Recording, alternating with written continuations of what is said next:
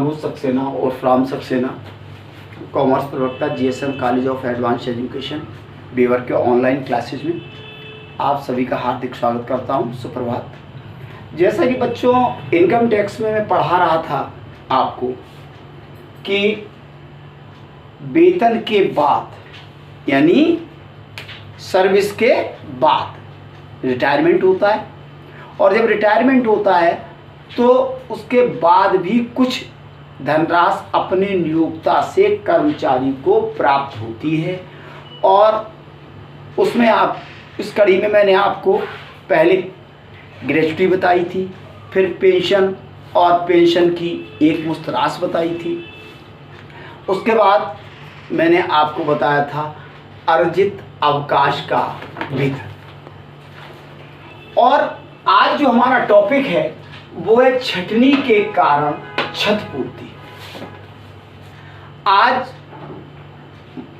जब मंदी का दौर होता है, जब कंपनी घाटे में होती है, नियोक्ता घाटे में होता है, तो वो अपने संस्था में, अपनी फर्म में छटनी करता है।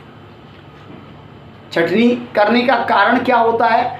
एकमात्र कारण ये होता है कि जब हम स्टाफ कम करेंगे, कर्मचारियों की संख्या कम करेंगे, तो हमारा खर्चा कम आएगा और हमें कम हानि का सामना करना पड़ेगा। अपने लाभों को बढ़ाने के लिए, अपने व्यापारिक जीवन को सुरक्षित रखने के लिए नियोक्ता की मजबूरी होती है कि कर्मचारियों की छटनी करे। लेकिन अब कर्मचारियों की जब छटनी करता है, चाहे वो सरकारी कर्मचारी हो और चाहे कैसा कर्मचारी हो, अन्य कर्मचारी, प्राइवेट कर्मचारी हो, तो भारतीय औद्योगिक विवाद अधिनियम, इंडियन डिस्प्यूट एक्ट 1947 के अंतर्गत किसी श्रमिक को छटनी के कारण दी गई क्षतिपूर्ति की राशि निम्न में से जो कम होती है, जो हमारी कम होगी, कौन सी? Whichever is the least, तो हमारी कौन सी? सबसे पहली हमारी होती है औद्योगिक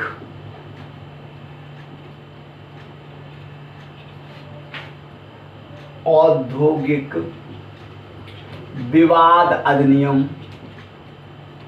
विवाद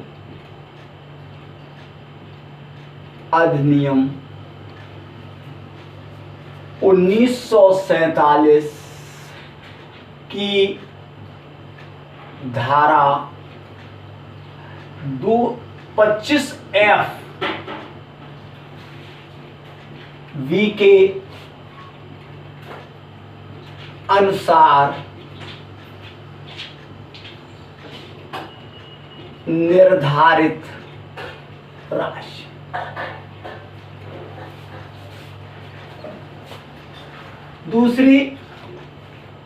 दूसरी हमारी होती केंद्रीय सरकार द्वारा,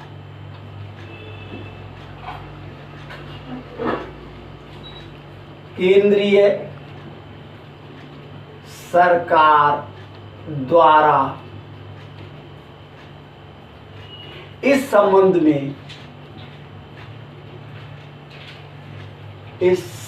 में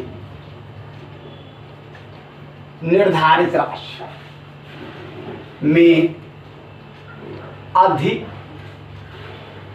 सूचित राशि। और तीसरी होती है वास्तव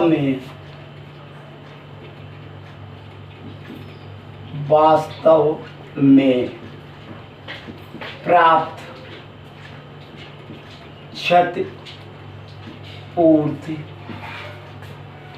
की राशि।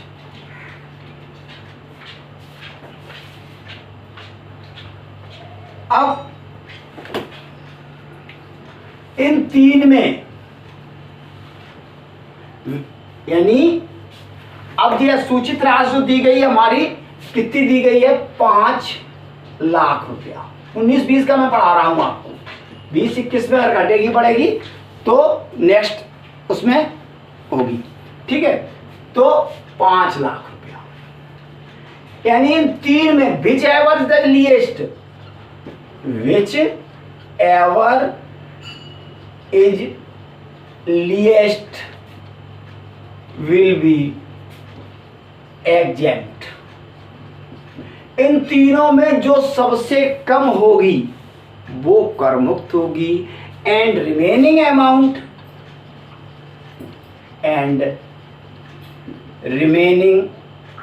Amount will be taxable.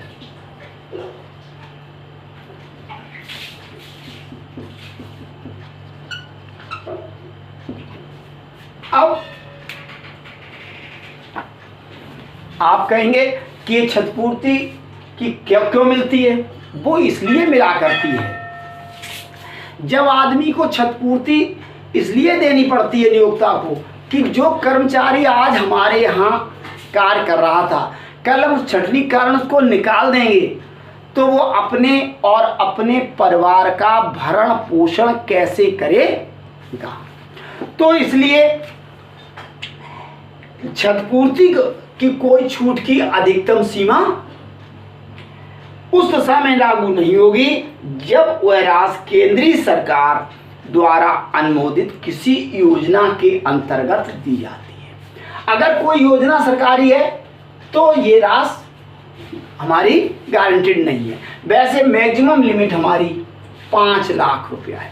5 lakh से अगर कम है तो अगर वास्तविक राशि सबसे कम है तो वास्तविक राशि की छूट मिलेगी। अगर वास्तविक राशि या ये दोनों ही कम है तो जो सबसे कम होगी वो तो आपको छूट मिलेगी। और सपोज करो आपको 5,25,000 रुपए वास्तविक प्राप्त हुए, ये भी है, ये वास्तविक राशि सपोज करो 6 लाख रुपए आ रही है, ये हमारी औद्योगिक विवाद अधिनियम के अंतर्गत 6 लाख रुपए आ रही है और ये मैक्सिमम लिमिट हमारी 5 लाख है और वास्तव में हमें 5,25,000 रुपया मिला। तो सबसे कम कौन सी राशि है? 5 लाख। छूट कितनी मिलेगी? 5 लाख तक। तो एग्जेम्प्ट हमारा 5 लाख होगा, but 5,25,000 minus 5 lakh is equal to 25,000 will be taxable in salary है। और सबसे बड़ी बात यह है कि ITR जो भरे जाते हैं, इनकम टैक्स रिटर्न जो भरता है आदमी, वो ITR भी इसी स्लैब में भरे जाते हैं। वेतन शीर्षक के अंतर्गत जो कर्मचारी आते हैं उनका ITR 1 भरा जाता है, ठीक है।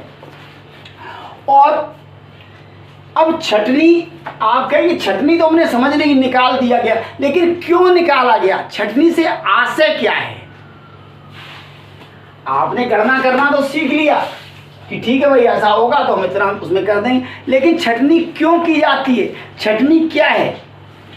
कभी कभी क्या होता है, नियोक्ता अपना व्यापार बंद कर देता है, यानी व्यापार के बंद होने पर भी छटनी की जाती है। दूसरा, श्रमिक की सेवाओं को अन्य नियोक्ताओं को हस्तांतरित कर देना और यदि श्रमिक लगातार सेवा में अवरोध मान लिया जाता अथवा नए नियोक्ता की सेवा शर्तें पुराने नियोक्ता की सेवा शर्तों की अपेक्षा कम अनुकूल हो, तो ये हमारा छटनी में शामिल है। अब समस्या ये आती है कि इसमें जो वेतन माना जाता है, अब औद्योगिक विवाद अधिनियम में जो 1947 में हमने निर्धारित राशि बताई, वो निर्धारित राशि कैसे होगी? उसके लिए क्या होता है कि जितने प्रत्येक संपूर्ण वर्ष के लिए, प्रत्येक संपूर्ण वर्ष के लिए कितने दिनों का? 15 दिन का वेतन, ठीक है, 15 दिन का वेतन। और अगर 6 माह से अधिक है किसी का संपूर्ण वर्ष तो उसे पूरा वर्ष मान लेंगे।